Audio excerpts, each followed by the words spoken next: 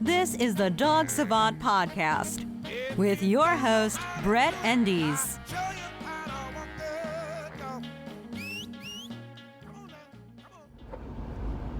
Hey everybody, welcome to the Dog Savant Podcast. I'm Brett Endies, I'm your host. Today is episode 58. Today we're going to talk about the home base, why it's so important to create a structured environment, especially for dogs that may be having most of their issues in the home or near the home or around their owners, and I'll explain why. Before that, I always do it. Let's take care of the business at hand. Please don't forget to rate, review, subscribe, review, iTunes, all the other places. If you have recommendations of where maybe I can post this to get more exposure, I just would like to share this with more people. It motivates me. The more people that do all these things also help other people find the podcast. On social media, it's at the Dog Savant, TheDogsavant, and my main website is dogtrainingla.com. And if you're in Los Angeles and you're looking for quality, experienced dog training, I'm your guy. Contact me. Okay, so with that said, let's move forward. So, home base. I always feel like I have to pre-qualify this, even though it just is what it is based on the experiences I have. And, you know, this is where you hear this podcast, always on the way to see or coming from another client. I do this all day for a lot of years, so I'm just talking about patterns I see. And one of the patterns I see so often, almost with every dog, is that the issues are stronger or almost, at times they're only pronounced in the home environment, around their owners, or in the neighborhood related to the home. And I always equate it to, if you have, it's like a feeling, it's subtle, but, you're in your house. Let's say I get this example of people who live in apartments. You know that your neighbor has an identical apartment to you, but when you're in your apartment, 10 feet next door, it feels different than when you're in their apartment, or you go into your place of business where you work, or versus somewhere else where it might even be the same industry. It feels different. So for dogs who are more instinct driven and they're not as civilized, if you will, they're going to act out more if they have, this hypervigilance issue, and it's usually related to the home because their everyday needs are met. There's more activity. Their most common environment is the home, and there's that sense, that feeling of things being more important there, and that's where they'll act out. And that's where the dogs require, and I just, for almost every client, we create a foundation. We use the place training, we use the structure, rules, boundaries, limitations, I think Caesar says. It's all good stuff. It's all true. You have to put life on your terms. I always give a big on your terms. There's 3 takeaway words from any session, because sometimes it can get subtle, complicated, long-winded, but on your terms says it all. Dogs should feel like things go first for you, or when you decide on the timeline you set for them, which is usually what place training commands do. And it's not like, have them sit for a second at a door and then they just go, or have them sit for their meal and then release them.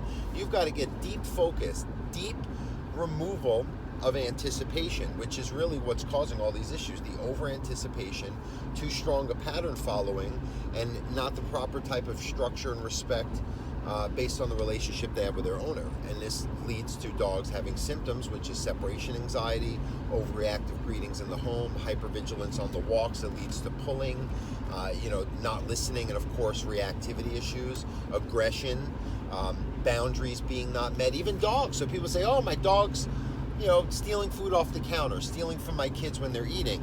And then I take a look at the dog and I'm like, well, if this dog is just calm laying around, not really giving a crap until food comes out, we can do more behavior modification, or at least start with just some structured, boundary training where the dog is holding a place command while the food is happening, But if it's a dog who's always ready to make a move, and every time a human goes from room to room, they're reacting to these transitions too excessively, impulsively, that's what's leading to that scanning, which as soon as there's a resource or an event or an action, that's these same dogs that are going to steal the cookie off the counter. Is going to be the same dogs that go nuts with a greeting, or same dog that's going to react when you're petting the other dog and get upset about that, or there's an activity between the owners that's too strong, or meal times for you. It's got to create a generalized structure for these dogs. So in most cases it's the latter, but once in a while you'll see a dog that they're just so food driven, they're pretty chill, other than when there's resources out, and then you have to do more behavior mod. And we'll do a podcast on that, I guess, where we talk about, well, what do I do if my dog is good and it just steals stuff or destroys stuff and it's not a symptom of these issues. But in most cases, I'm telling you, and this is, like I said before, coming from a lot of experience, it's dogs that are acting out because of other unresolved issues. And then if it's still a symptom, or rather a problem, aside from being a symptom that's been addressed, then we can deal with it more head on. But dealing with it head on doesn't always work if it's being driven by something stronger beneath the surface.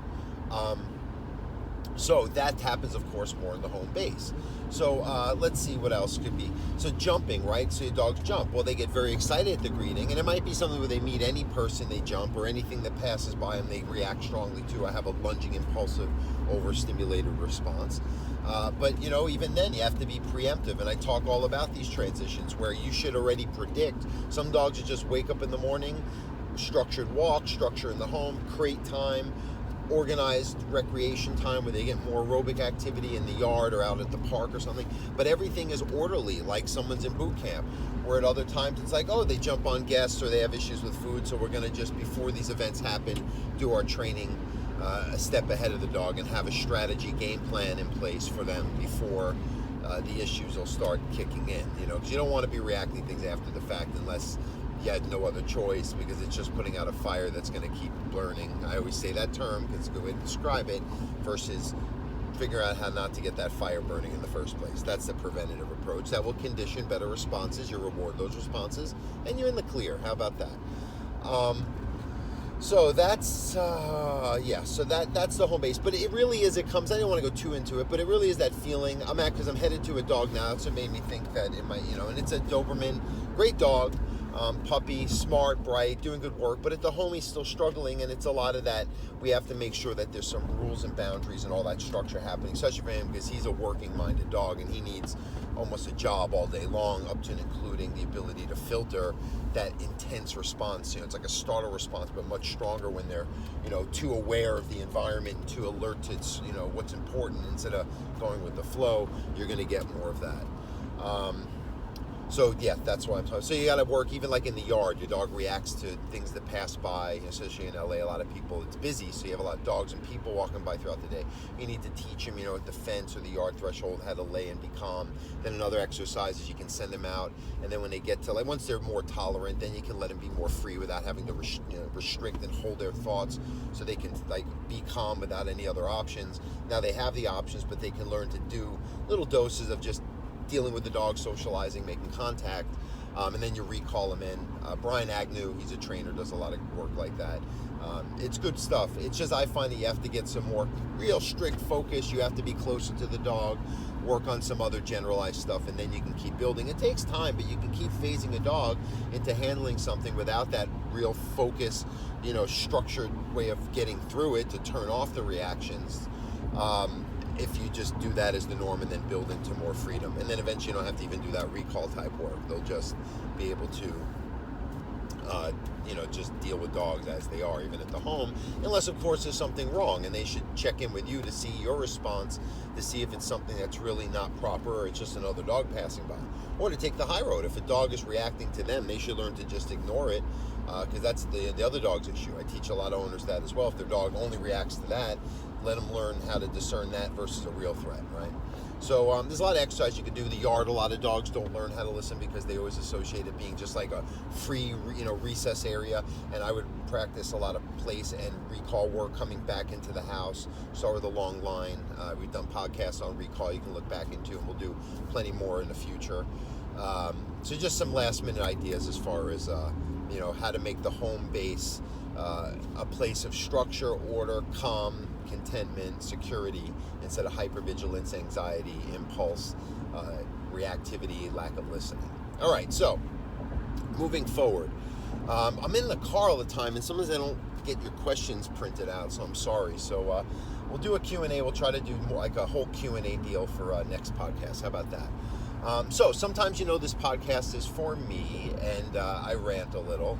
and I talk about my life, and I talk about human nature. As a dog trainer and anyone who works with the public, you see patterns. You get to see, how people are almost in their most pure form. And most people are good-hearted, they mean well, but a lot of people can be unaware. A lot of people can be, especially now, as I always talk about, driven too much by emotion and not reality, and then they want to be do-gooders, and in the name of do-goodness, they try to hurt others who are actually doing good stuff. I get this a lot from the purely positive people, but it's a mindset. It's not per se in the dog training world only. It's just a thing, right? We all see it, and I complain about it plenty. Just a quick narrative. So I have my house. It's on the market, but I might be just renting it out if it doesn't sell in the next month or so. And I listed it. And what do I know, right? I go by, I look online, I see what similar houses are, and my house is it's fully updated. It's a big yard, blah, blah, blah.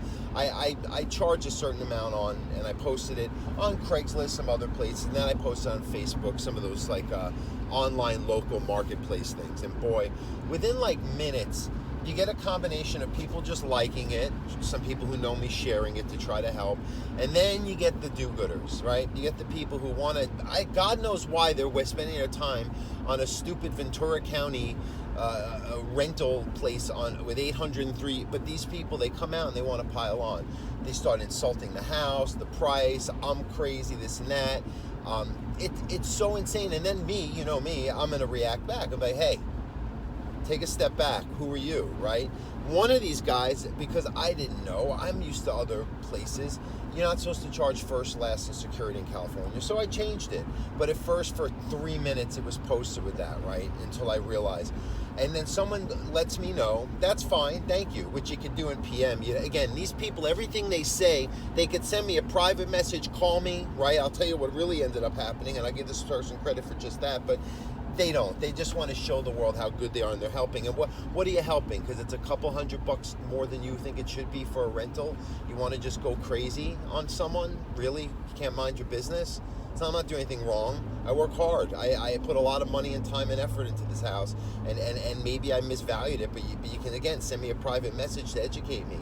So this guy, I won't even say his name. Ugh, what a guy. You see him with this thing, this whole deal. A lot of people, they put these sensationalized pictures of themselves, so they got nothing going on. People who have things going on don't have time to do this and won't use that as a way to feel good about themselves. They actually do good work.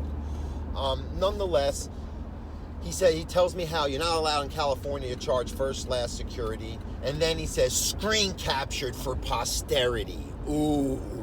So you're the big bad, tattletale who wants to out me for making a mistake when I'm just a guy trying to rent my house. I've struggled a lot. I've been homeless, so to have this house is a big deal to me, and I'm just trying to make sure I get good quality renters and be able to pay the mortgage if I'm going to be living somewhere else, because I'm not trying to profit, I'm just trying to break even. Nonetheless, I'm adjusting it. I'm having a broker handle it because it was just disgusting how people can be. And it just proves my point that people, when some of you have nothing going on, we're in a social justice warrior culture where outrage and trying to make people feel better is currency instead of just living a good life and just helping other people and minding your business, because there's real ripoff, there's real slumlords, there's real bad people. Go after them, right? Anyway, so some lady starts saying stuff, personally insulting me, whatever, the way I look. And then I said something about her hair, her eyebrows, and I could see on her Facebook, because everyone's transparent on this, I see where she works. So I contact the place of work and I asked for her, and I said, just so you know, you have someone who represents your business really being pretty ugly online, and it's not appropriate. Whatever. I let it go. I erased the ads. I moved back on with my day. Like a half hour of this nonsense. It was just, I'm not upset personally. I'm more disappointed and saddened by how the world has de-evolved to this. Because me growing up, maybe I grew up in New York. It was a little more knock around. But you do this, there's going to be fucking consequences because you didn't mind your business. And if you're going to do something, do it against a real bad guy. Not against someone who's just trying to make a living and feed their family. Right? Anyway. Half hour or so more goes by. I'm just vacuuming. I get a knock on my back door, which you have to go around my house, up my side stairs, which is 2 levels, and then open a gate onto my deck, and then come knock on my back slider, French door thing. I recognized I saw the red eyebrows. I'm like, oh, I know, but I'm going to play dumb because I don't want to be too boisterous. So I'm like, can I help you? And I was like, not even like, I was like in my like sleeping shorts and ugly, whatever. I was like, can I help you? She's blah, blah, blah, blah. She's all weird, right? I won't, I'm pretty good at reading people. She was just like a typical whatever type lady. And she just is like this, like trying to like say, I just wanted to apologize. I'm like, for what? She's like, I was a person on Facebook because I'm like, oh, okay. All right. I was like, you know what? This is weird. You're technically trespassing. And then here's where it gets deeper, where these people have such an entitlement nowadays where they it's unreal. So I says, you're really, if I ask you to leave, you got to leave. She goes, no, I don't. There's a real estate sign in front of your house. I go, two things. You have to be here if you're on my property with an agent invited with a scheduled viewing time or during an open house. And two, when the owner is here and asks you to leave, you need to leave. It's illegal. Anyway, I moved through that. The lady didn't hear. I go, anyway, thank you for coming by. I go, I don't know what you're trying to gain from this. She goes, well, you don't have to call my place of business. I go, I'm not going to call them again. But look what you did. This is my business. I'm trying to rent a place because I have means so I can get near my special needs daughter in Colorado and have more flexibility to travel there throughout the month when I need to. And you're tampering with that. That's really what this comes down to. She starts realizing whatever. But I says, but what? I just want to know, right?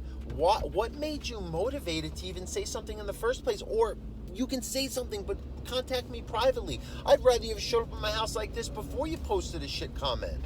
It would have been more. I respect you now for doing it, but I would have avoided the whole issue. It's what I would have done if I had a problem with someone. I would have contacted them personal or made it face to face. It's like, well, I just wanted to feel good about myself and warn others. There you go. There you go. You just, because you're not doing much. Let's just call it what it is.